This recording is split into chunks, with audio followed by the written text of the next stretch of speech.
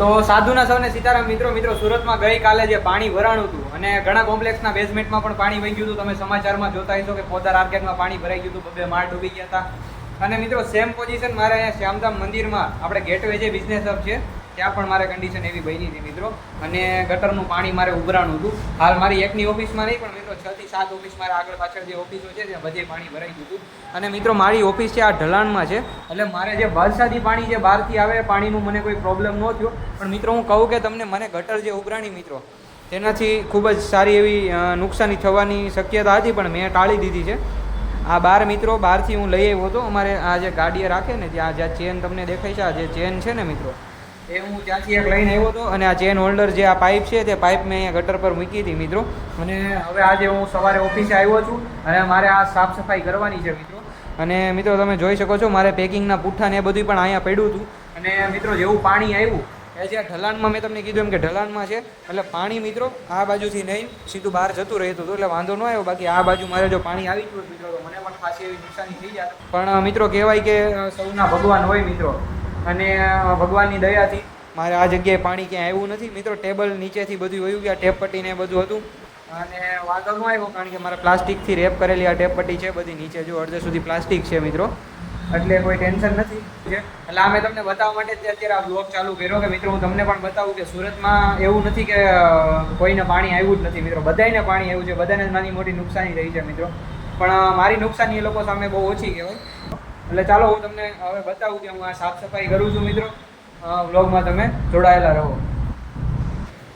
હાલ મિત્રો હવે હું ઓફિસમાં જે પાણી આવ્યું હતું ને જે ગટરનું પાણી ઉભરાણું હતું મિત્રો તેને હું અત્યારે સાફ કરવા જઈ રહ્યો છું. અને મારે આ જે ગટર છે તેની ચારેય બાજુને વ્હાઇટ સિમેન્ટથી પેક કરવાની છે કે જેથી પાણીનું પ્રેશર એક આડે આવે નહીં અને જે સાઈડની જે લાદી છે તે ઉખડી ન જાય. હાલ તો મિત્રો અત્યારે મારે ગટરની માત્ર સાફ સફાઈ હું પહેલાં કરી નાખું અને ત્યારબાદ વ્હાઇટ સિમેન્ટ લઈ અને પછી વ્હાઇટ સિમેન્ટથી મારે બધી બાજુ તે ગોઠવવાનું છે.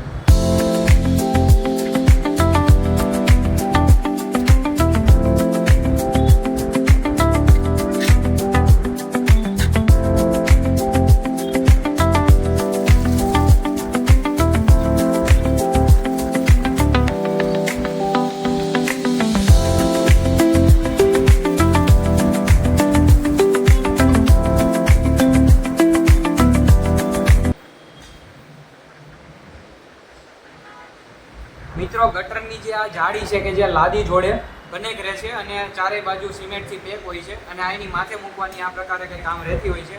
પણ મિત્રો પાણીનું પ્રેશર જ એટલું હતું કે આ જાળી હોતન નીકળી ગઈ છે. અત્યારે મેં ખાલી માથે કપડું મૂકીને ફિટ કર્યું હતું, ખાલી કપડું ખેંચ્યું હતા જોડે આ હોતન નીકળી ગયું. એટલે મિત્રો હવે મારે ફક્ત ને ફક્ત હવે વ્હાઇટ જે સિમેન્ટ આવે વ્હાઇટ સિમેન્ટના ચારેય બાજુ લગાડીને એને સ્ટાઇલની વચ્ચે ફિક્સ કરવાનું છે કે જેનાથી આ એની પર રહી જાય અને આ નીચે ચોટેલું રહે કે જેનાથી પાણી જે પાઇપ દ્વારા ઉપર આવતું હોય તેનાથી આ ઉકળી ન જાય અને ઓફિસમાં પાણી ના આવી જાય. મિત્રો મારી પાસે ઓફિસમાં એક હું કપડાં ધોવાનો પાવડર રાખું છું કે જેનાથી હું મારી પાસે એક બ્રશ પણ હોય છે. તમે હમણાં જોયું હશે કે મેં બ્રશ પેલું ચોકડીમાંથી બહાર લીધું અને મિત્રો એક પાવડર પણ રાખું છું કપડાં ધોવાનો કે જેથી કરી અને હું ઓફિસમાં કંઈ પણ નાની મોટી સાફ સફાઈ કરે. મારે આની પહેલાં પણ એકવાર ગટર ઉભરાઈ ગઈ હતી એટલે હું મારી તૈયારીમાં જ રહું છું કે ક્યારે પણ આવું થાય તો આ પાવડર જે છાંટી અને એકદમ સાફ કરી શકું. તો મિત્રો હું હવે આ પાવડર છાંટીશ અને બ્રશની મદદથી હું સાફ સફાઈ કરીશ. ઓકે.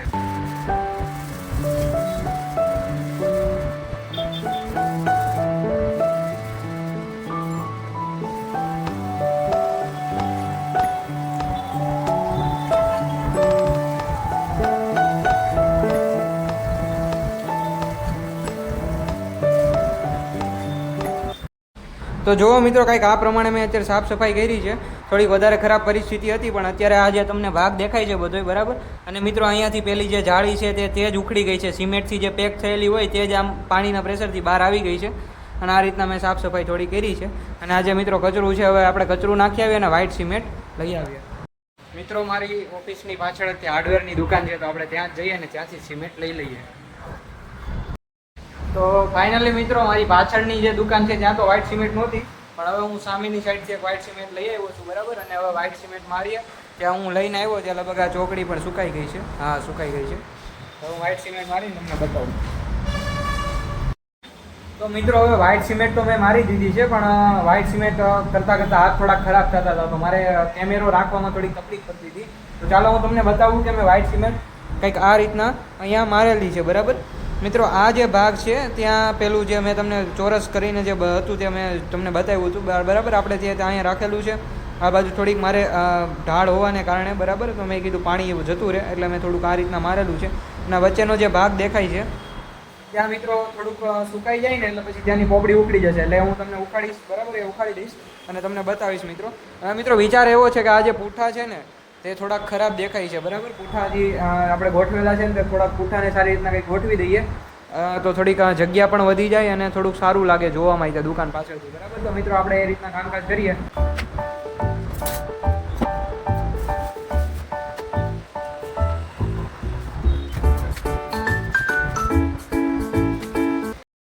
તો ફાઇનલી મિત્રો હવે મારું બોક્સને જે પાછળ હરખું કરવાનું તો મેં તમને કીધું હતું થોડું ખરાબ લાગે છે. બરાબર, ત્યાંથી આપણે સાફ સફાઈ કરવાની હતી તો મેં એ કરી નાખ્યું છે.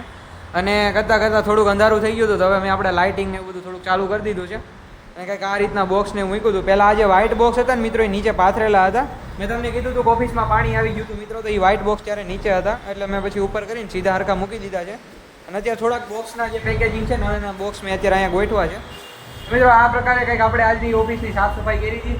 અને મિત્રો હજી હું કરીને ઉભો રહ્યો તો મારા મિત્ર એક આવી ગયો મને મળવા, ઉત્સવ નામ છે. બરાબર, કોલેજમાં અમે બંને જોડે એક જ ક્લાસમાં ભણતા. બરાબર, અને એ ભાઈ અત્યારે આપણે મળવા આવી ગયો છે. અને અહીંયા પાછળની સોસાયટીમાં રહે છે, અક્ષરધામ ગ્રીન સોસાયટી છે. તો એ કે લે થોડી વાર બેસી આવું. અત્યારે અમે બેઠા હતા. તો મિત્રો હવે ફાઇનલી આ વ્લોગ આપણે અહીંયા પૂરો કરીએ અને મળીએ નવા વ્લોગમાં કંઈક નવા ટોપિક સાથે અને નવા વિષય સાથે. ખૂબ ખૂબ આભાર. જય સિયારામ.